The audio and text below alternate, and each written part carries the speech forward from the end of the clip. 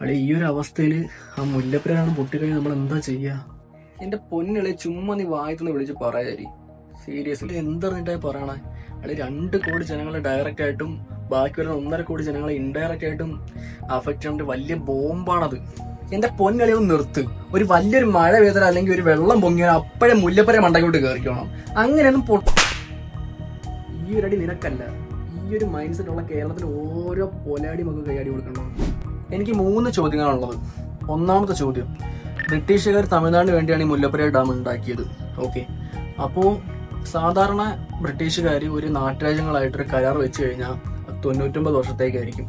പക്ഷെ ഇത് മാത്രം, മുല്ലപ്പെരിയാറിന്റെ കരാർ മാത്രം എങ്ങനെ 990 വർഷമായി? ഓക്കെ, അത് പോട്ടെ.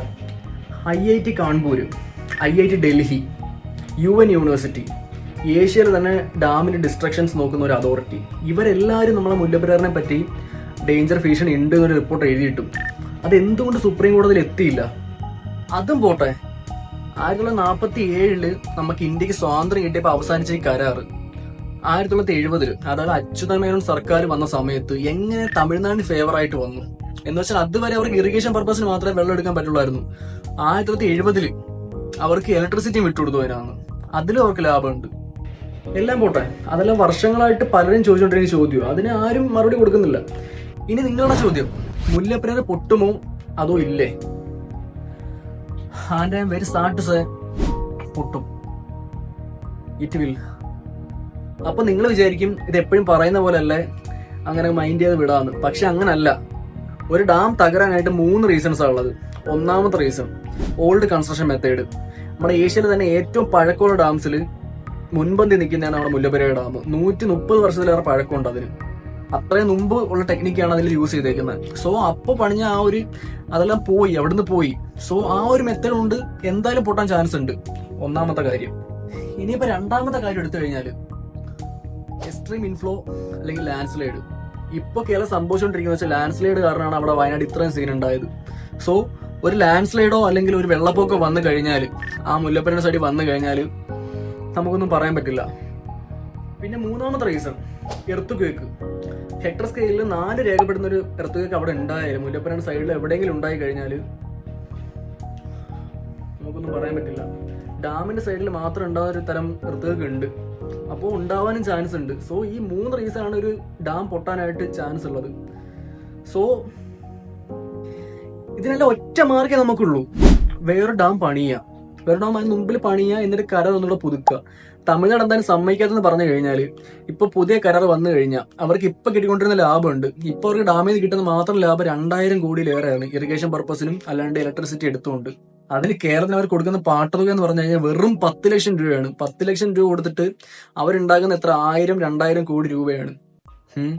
അങ്ങനത്തെ ഒരു ബിസിനസ് ഞാൻ ഇതുവരെയും കണ്ടിട്ടില്ല.